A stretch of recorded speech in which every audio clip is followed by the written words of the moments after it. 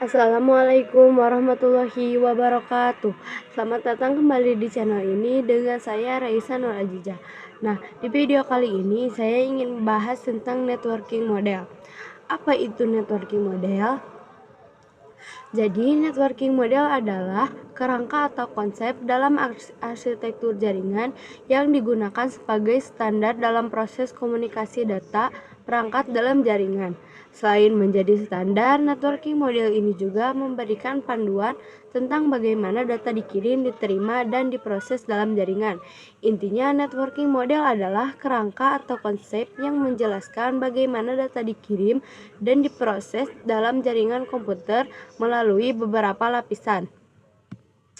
Nah, sebelum networking model ada, setiap vendor membuat atau memiliki networking modelnya masing-masing. Karena setiap vendor memiliki networking model yang berbeda, maka komunikasi antar vendor sulit dilakukan.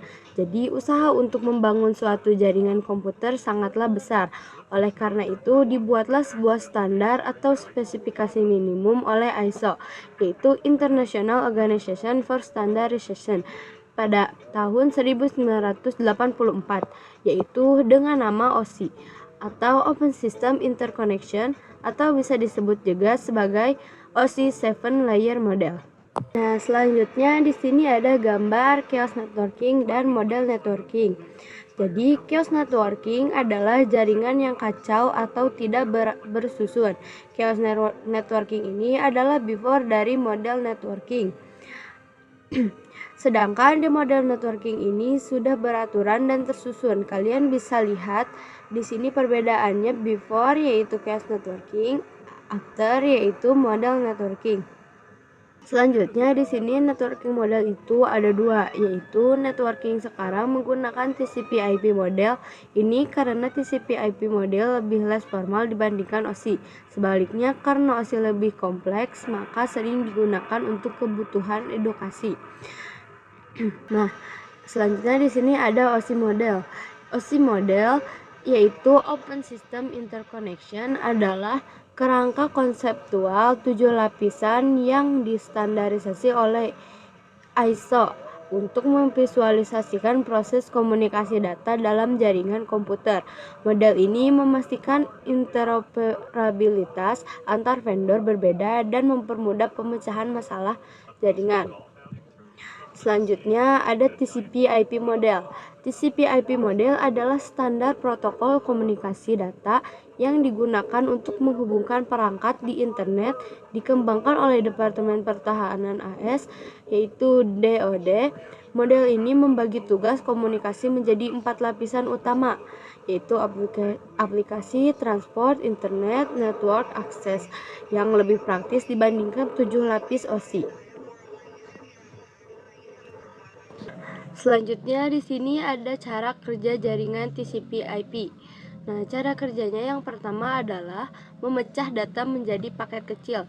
Cara kerja pertama yaitu memecah data menjadi paket-paket kecil sebelum ditransmisikan ke media lain yang disebut layer. Kedua, paket dikirim melalui router. Router berfungsi untuk mengirimkan sekaligus menentukan route pengiriman paket data. Yang ketiga, paket berhasil dikirim ke tujuan. Jika paket sudah dikirim dan sampai di alamat tujuan, selanjutnya layer TCP/IP akan menjalankan tugasnya masing-masing, mulai dari penerjemahan sinyal menjadi data hingga akhirnya disusun menjadi sebuah file utuh. Nah, bisa kalian lihat di sini sudah ada gambarnya. Nah, di sini ada pengirim dan di sini ada penerima. Pengirim ini akan mengirimkan data atau informasi melalui router-router ini. Pengirim juga akan memilih jalur yang terbaik, lalu data atau informasinya akan terkirim ke penerima. Nah, selanjutnya di sini sudah ada struktur OSI dan TCP/IP model, yaitu layer-layer OSI dan TCP/IP. Nah, untuk layer TCP/IP ini ada yang 4 layer, ada juga yang 5 layer. Tetapi di video kali ini saya akan menjelaskan yang 5 layer ini. Nah, jadi kalian bisa lihat di sini di OSI model terdapat 7 layer, yaitu application, presentation, session, transport, network, data link, dan physical. Nah, di TCP/IP layer, application, presentation, dan session diringkas atau diubah hanya menjadi application saja. Sama juga dengan TCP/IP yang 5 layer. Untuk transport tetap transport, ini juga sama, dan untuk network di TCP/IP 4 layer menjadi internet, dan di TCP/IP 5 layer tetap network. Untuk data link dan physical di TCP/IP 4 layer diubah dan diringkas menjadi link, sedangkan di TCP/IP 5 layer tetap sama. Selanjutnya ada struktur TCP/IP model yang pertama, yaitu application layer atau lapisan aplikasi, yaitu melayani antar muka untuk aplikasi atau perangkat lunak untuk berkomunikasi melalui jaringan protokol HTTP, FTP, SMTP, dan lainnya. Nah, di sini ada TCP/IP application layer, lapisan aplikasi. Cara kerjanya adalah di sini ada user. Nah, user akan mengirim URL ke browser. Lalu, browser akan meminta HTTP request langsung ke website. Setelah itu, website akan merespon HTTP request, lalu akan masuk ke browser. Lalu, masuk ke web page, dan terakhir masuk ke screen. Screen ini akan membuka URL yang dikirim oleh user tadi. Nah, misalnya seperti ini, pertama-tama kita akan masuk ke Google Chrome terlebih dahulu. Lalu di sini kita akan mencari domain Cisco Academy. Nah, apa sih domain itu? Jadi, domain adalah alamat website di internet. Nah, langsung saja kita cari Cisco Domain Academy. Nah, enter. Nah, bisa kalian lihat di sini domain Cisco Academy ini tidak diperuntukkan untuk publik. Di sini terdapat tulisan not secure, yang artinya tidak aman. Jadi, tidak sembarang orang dapat melihat dan hanya orang-orang tertentu saja yang dapat melihatnya.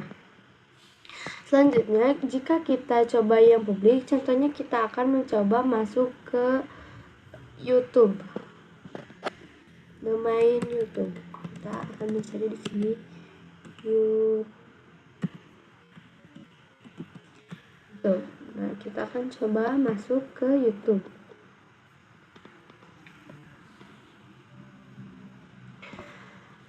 Nah, di sini dapat kalian lihat kita bisa masuk ke YouTube karena domain YouTube ini diperuntukkan untuk publik. Jadi dapat diakses oleh siapa saja. Nah, selanjutnya di sini ada layer kedua dari TCP/IP, yaitu transport layer atau lapisan transport, yaitu mengatur pengiriman data dan memastikan keandalan komunikasi antar aplikasi pada host yang berbeda. Protokol utamanya adalah TCP dan UDP. Nah, jika TCP adalah Transmission Control Protocol. Jadi, TCP menggunakan koneksi. Data dikirim secara berurutan, mencegah data yang macet dan mempermudah dalam menentukan dan memperbaiki kesalahan. Nah, minusnya terdapat banyak komunikasi dua arah antar kedua pihak sehingga butuh waktu yang lebih lama.